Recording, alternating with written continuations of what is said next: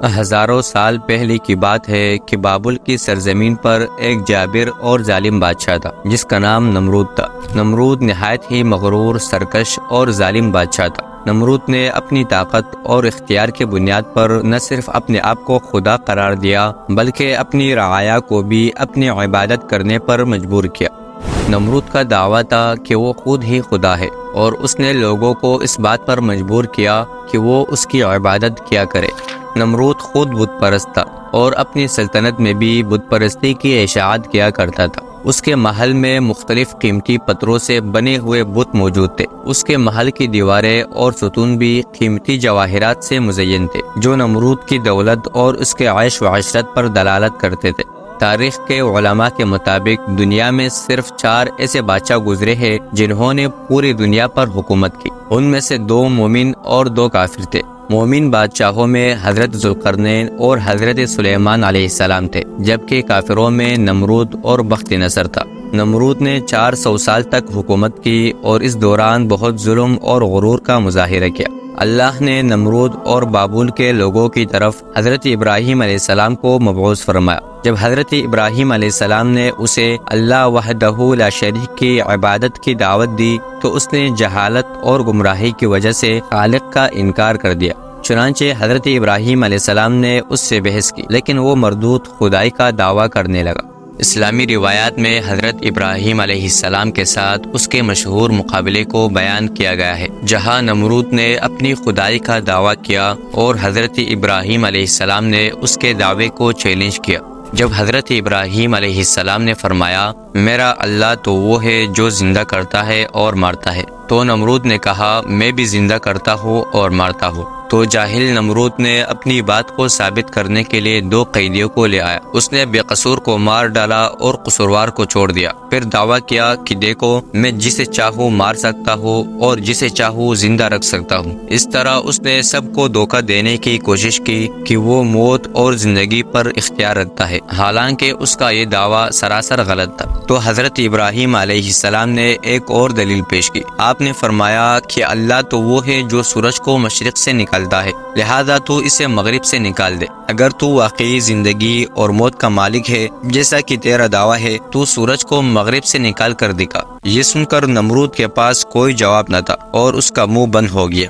نمرود نے غصے میں حضرت ابراہیم علیہ السلام کو آگ میں ڈالنے کا حکم دیا۔ بابل کے لوگ ایک خاص جگہ پر لکڑیاں جمع کرنے لگے، اور جب کافی لکڑیاں جمع ہو گئی تو نمرود کے حکم پر ان لکڑیوں کو آگ لگا دی گئی۔ آگ اتنی شدید تھی کہ اس کے قریب جانا بھی ممکن نہ تھا۔ جب حضرت ابراہیم علیہ السلام کو جلتی ہوئی آگ میں پھینکا گیا تو اللہ کے حکم سے وہ آگ ٹھنڈی ہو گئی اور حضرت ابراہیم علیہ السلام کو کوئی نقصان نہ پہنچا۔ تو نمرود یہ دیکھ کر حیران رہ گیا، مگر اس نے حضرت ابراہیم علیہ السلام کو آزاد کر دیا۔ لیکن نمرود اور بابل کے لوگوں نے اس واضح معجزے کے باوجود اللہ اور اس کے پیغمبر پر ایمان نہیں لایا۔ نمرود نے اپنی طاقت دکھانے کے لیے بابل میں ایک بہت بڑا مینار بنوانے کا حکم دیا۔ اس کا منصوبہ تھا کہ اس مینار کو اتنا اونچا بنوائے کہ وہ بادلوں کو چھو سکے تاکہ وہ آسمان کے خدا سے مقابلہ کر سکے۔ اس نے اپنے مزدوروں کو کہا کہ وہ دن رات محنت کرے اور اس مینار کو جلد از جلد مکمل کرے۔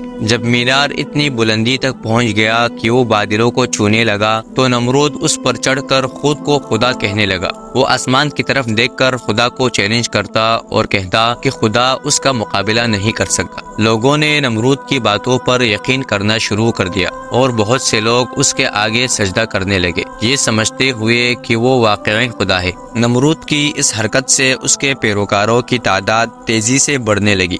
نمرود اپنی سرکشی اور غرور میں اس قدر ڈوبا ہوا تھا کہ وہ اللہ کے عذاب سے بے خبر تھا۔ اللہ نے ایک فرشتہ نمرود کے دربار میں بھیجا جس نے اسے ایک خدا پر ایمان لانے کی دعوت دی، لیکن نمرود اپنے غرور اور تکبر کی وجہ سے اس دعوے کو رد کر دیا۔ فرشتے نے اسے خبردار کیا کہ اللہ کی طاقت تمہارے اور تمہاری فوج سے کہیں زیادہ ہے۔ اگر اللہ چاہے تو تمہیں اپنی سب سے کمزور مخلوق سے بھی ہلاک کر سکتا ہے۔ نمرود نے اس چیلنج کو قبول کیا اور کہا کہ وہ خدا سے مقابلہ کرے گا۔ فرشتے نے نمرود کو 3 دن کی مہلت دی۔ اس دوران نمرود نے اپنی فوج کو جمع کیا اور جنگ کی تیاری کی۔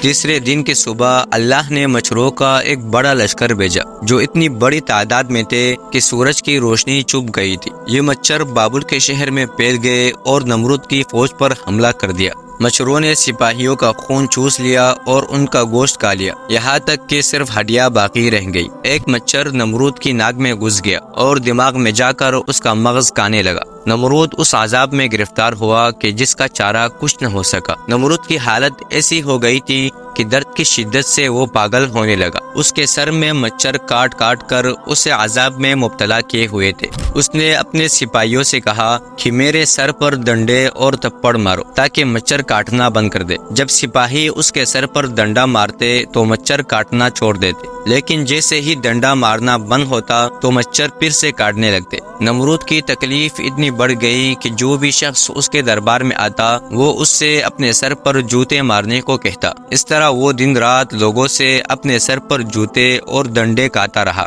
یوں 400 سال تک نمرود کو اس عذاب کا سامنا کرنا پڑا۔ بالآخر وہ عظیم بادشاہ جس نے خود کو خدا سمجھا تھا، وہ ایک چھوٹے سے مچھر کے ہاتھوں ہلاک ہو گیا۔